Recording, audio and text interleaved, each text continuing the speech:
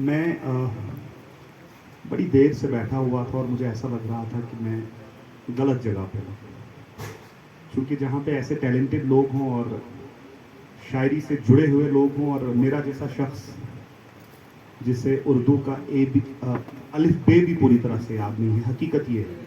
लेकिन बहरहाल मैंने जब ये सुना पॉज इवेंट के बारे में, तो तन्वी से मैंने बात की व्हाट्सएप पे, तो she was very gracious, very polite. पहले तो मुझे ये लगा कि कोई सर है, मैं सर करके बात कर रहा था। फिर 2 दिन बाद I came to know that she is a girl. फिर मैंने मैम कहा, then she told me that मैं आसिफ की उम्र की हूँ। तो फिर मैंने कहा फिर तुम्हें नाम से बुलाता हूँ। बहरहाल मैं आप सभी टीम मेंबर्स को सबसे पहले बहुत बहुत ज़्यादा मुबारकबाद पेश करता हूँ। मेरा नाम जमशीद है, मैं पेशे से असिस्टेंट प्रोफेसर हूँ और अंग्रेज़ी पढ़ाता हूँ। और इतना अच्छा उस्ताद हूँ कि जिन्हें मैंने अंग्रेज़ी पढ़ाई वो उर्दू के शायर बन गए। यहाँ पे मिसाल है, आधे लोग जो बैठे हुए हैं मेरे स्टूडेंट्स हैं। तनवीर, इम्तियाज़, इरफान, आसिफ, बाबर, सुहेल, लंबी लिस्ट है। अगर मैं नाम किसी का भूल जाऊंगा तो माफ़ कीजिएगा। लेकिन बाबर को मैंने अंग्रेजी पढ़ाई, एमए इंग्लिश कराया और ये उर्दू का शायर बन गया, तो इससे अंदाजा लगाइए हम कितने अच्छे उस्ताद हैं।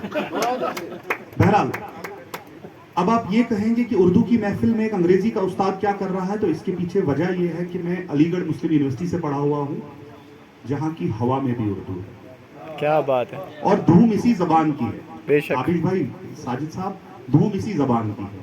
लेकिन उर्दू और अंग्रेजी जो है ये एक खूबसूरत मजबूरी है, एक खूबसूरत मजबूरी है। बेशक। तो बहरहाल मैं आपके सामने कुछ यहाँ पे सभी लोग अपना ओरिजिनल वर्क पढ़ रहे हैं। मैं तो आसिफ को ये भी बोल रहा था कि मेरी स्पीच या मेरी बात को रिकॉर्ड मत कीजिए, क्योंकि इसमें कोई ओरिजिनलिटी ज़्यादा होगी नहीं। तो मैंने तन्वी से जब कल कहा, मैं दो चार बातें, चूंकि यहाँ पे बडिंग पोइट्स हैं, बाद में तौसीफ और साजिद साहब आपको इन कुछ अपने जो अल्फाज होंगे, अपने जो हिदायत होंगे आप लोगों को करेंगे। लेकिन मुझे एक दो चीज़ें यहाँ पे बतानी बड़ी ज़रूरी लगी। आप बहुत अच्छा कर रहे हैं। मैं तौसीफ को अभी बता रहा था कि गनीमत है ये बच्चे उर्दू में शायरी कर रहे हैं, वरना अगर मैं आपको कॉलेजेस और यूनिवर्सिटीज़ का हाल सुनाऊं तो रोना आ जाए। ये गनीमत है कि आप अब भी उर्दू, आपको बहुत बहुत मुबारक सभी बच्चों को। मैं किसी को नहीं तोल रहा हूं अच्छा कौन है बुरा कौन है, मैं किसी को नहीं बोल रहा हूं कि बड़ा शायर कौन बनने वाला है और छोटा। अल्लाह आप सबको बहुत बड़ा शायर बनाए।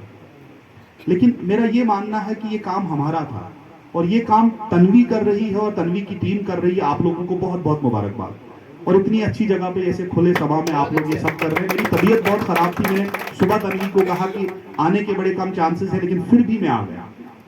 बहरहाल मैं एक दो मेरी तरफ से एक एडवाइस, पीस ऑफ एडवाइस समझ लीजिए। आप लिखते रहिए, आप पढ़ते रहिए, पब्लिश करने से थोड़ा रुकिएगा। पब्लिश होते होते होता है, और एक बार जब चीज़ें पब्लिश हो जाती हैं, पब्लिक में आती हैं, तो कहीं ऐसा ना हो कि 10 साल बाद जब आप उसे पढ़े और आपको पछतावा हो कि काश मैं 2-4 साल और रुका होता। ऐसा मैंने पाया।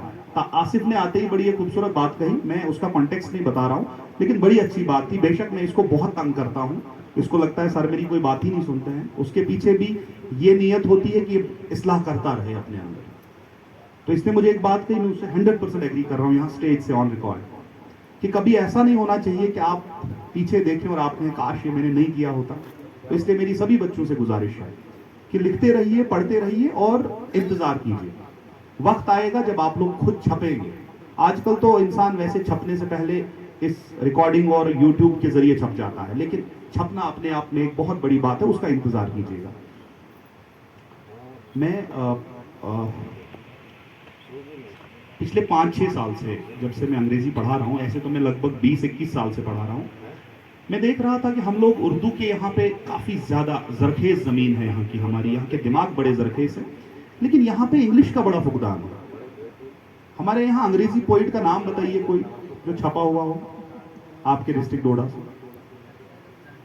उर्दू में 10 नाम गिन सकता हूँ, 5-7 नाम यहाँ पे है।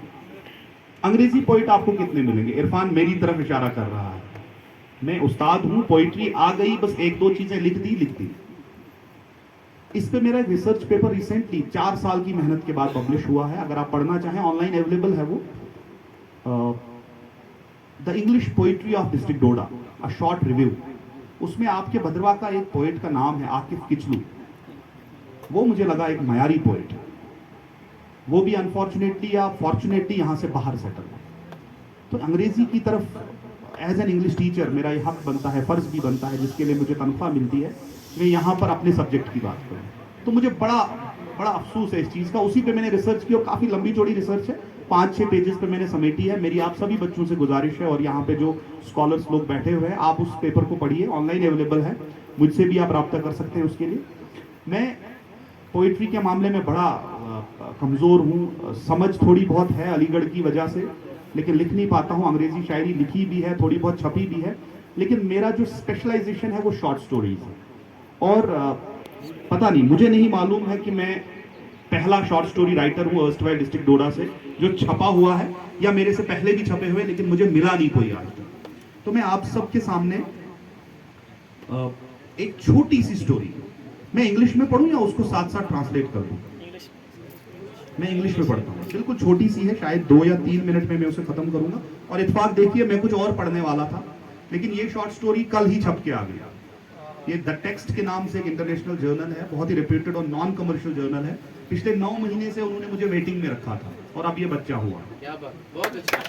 पिछले 9 महीने से वेटिंग में था, मुझे अभी उम्मीद बहुत अच्छे। वो बार बार क्वेरीज डाल रहे थे, और फाइनली ये कल ही स्टोरी छप के आई।